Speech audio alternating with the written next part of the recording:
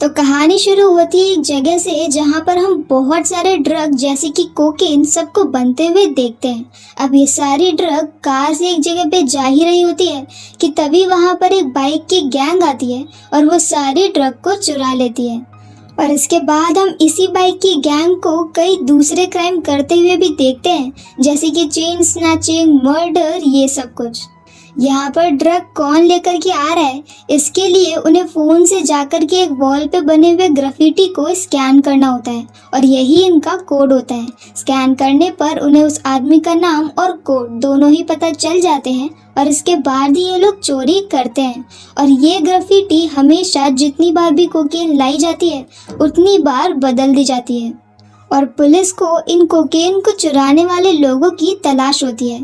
अब next scene में हम एक लॉयर को देखते हैं जहां पर एक कॉन्ट्रैक्ट किलर उसे कॉल करके बोलता है कि उसके पास एक कॉन्ट्रैक्ट आया हुआ है और अब वो किसी का मर्डर करने के लिए जा रहा है। तो वो लॉयर यहाँ पे दो आलतू फालतू लोग को कॉल करता है और कहता है कि वो लोग मर्डर के बाद जाएंगे और कोई भी झूठी सी कहानी बता करके अपने क्राइम को एक्सेप्ट कर लेंगे। मतलब कि वो यहाँ पर एक कॉन्ट्रैक्ट किलर को बचा रहा होता है और उनकी जगह पे दो दूसरे लोग को फंसा रहा होता है जो कि पैसे लेकर के ये काम आसानी से कर देंगे। और ये लोग भी उसी बाइक वाली गैंग से जुड़े होते हैं। अब नेक्स्ट सीन में यहाँ पर ऐसे ही एक कॉन्ट्रैक्ट किलर एक आदमी को मारने के लिए जाता है कि तभी वहाँ पर उसे बचाने के लिए हमारी मूवी का हीरो अर्जुन आता है। अर्जुन पुलिस में एसीपी की पोस्ट पर होता है और यहाँ पर वो सबकी धुलाई करके उस आदमी को पकड़ लेता है जो कि यहाँ पर विक्टिम को मारने के लिए आया था। अब वो उसे ले करके जेल में जाता है और वहाँ पर उसका हाथ भी तोड़ देता है। ये एक टाइप की सजा होती है जो अर्जुन हर पकड़े गए क्रिमिनल को देता है, पर इसके बाद वो उसे जेल में ना डाल करके छोड़ देता है क्योंकि उसे ऐसा लगता है कि अगर वो इस आदमी को जेल में डालेगा तो वो छूटने के बाद दोबारा से यही क्राइम करेगा और अगर वो उसे छोड़ देता है तो हो सकता है कि ठीक होने के बाद वो सही हो जाए। अब नेक्स्ट सीन में हम उसी बाइक वाले गैंग के एक बाइकर को देखते हैं जो कि अपने दोस्त को बहुत सारा ड्रग दे रहा होता है। असल में उसने बाइकर वाली गैंग से इस ड्रग को चुरा लिया होता है ताकि वो इसे अलग से बेच करके अमीर हो जाए और ये ड्रग लगभग 3 करोड़ की होती है। पर यहाँ पर उस गैंग वाले सभी मेंबर को पता चल जाता है और फिर वो लोग उस बाइकर को पकड़ लेते हैं। लेकिन वो लड़का जिसके पास ड्रग होती है वो इस वक्त हॉस्टल में होता है। जैसे उसे ये बात पता चलती है वो डर के मारे इतना ज़्यादा घबरा जाता है कि वो सुसाइड ही कर लेता है और साथ में वो उसी ड्रग को भी अपने हॉस्टल की छत पे जला देता है।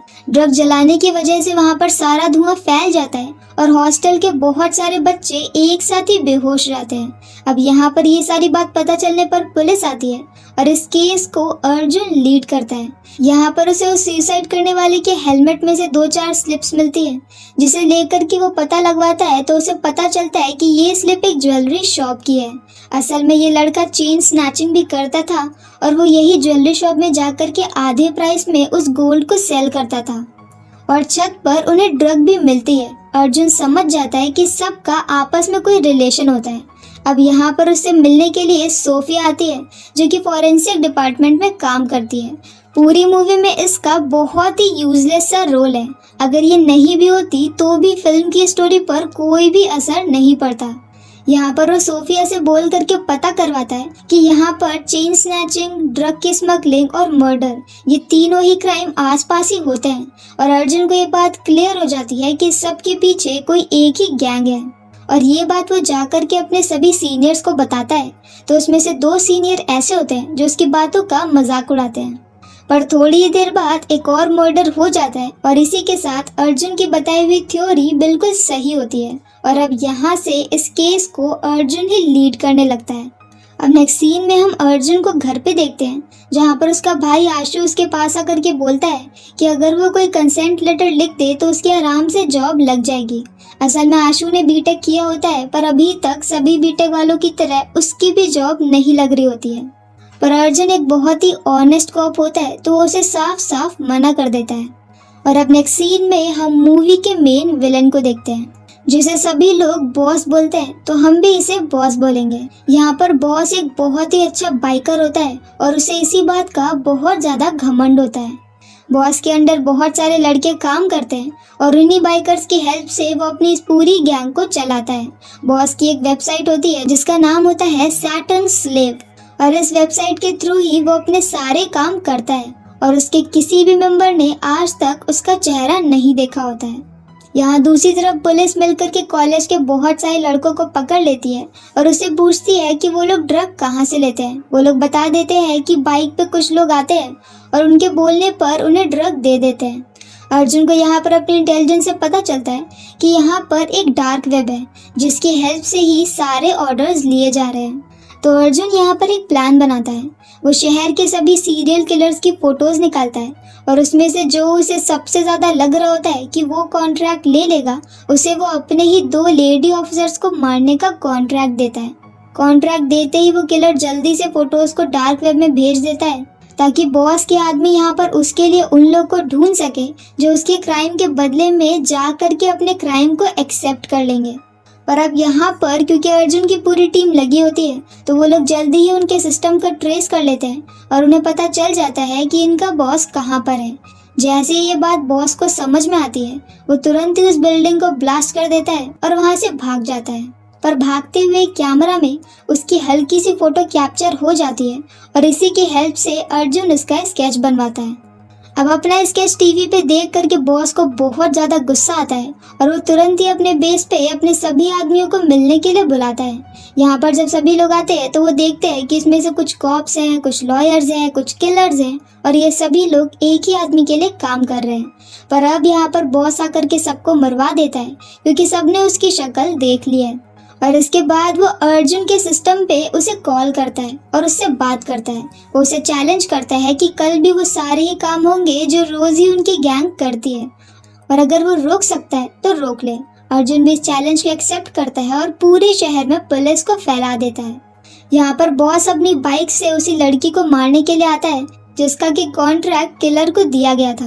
पर यहाँ पर अर्जुन उसे बचा लेता है और अब वो बॉस का पीछा करने लगता है। अब यहाँ से अर्जुन बाइक पर बॉस का पीछा करने लगता है पर थोड़ी ही देर बाद में उसे पता चलता है कि असल में वो तो बॉस है ही नहीं। मतलब कि स्टार्टिंग में तो वो बॉस ही था पर बाद में उसी के जैसे कपड़े पहने वाले किसी दूसरे बाइकर ने उसे रिप्लेस कर दिया।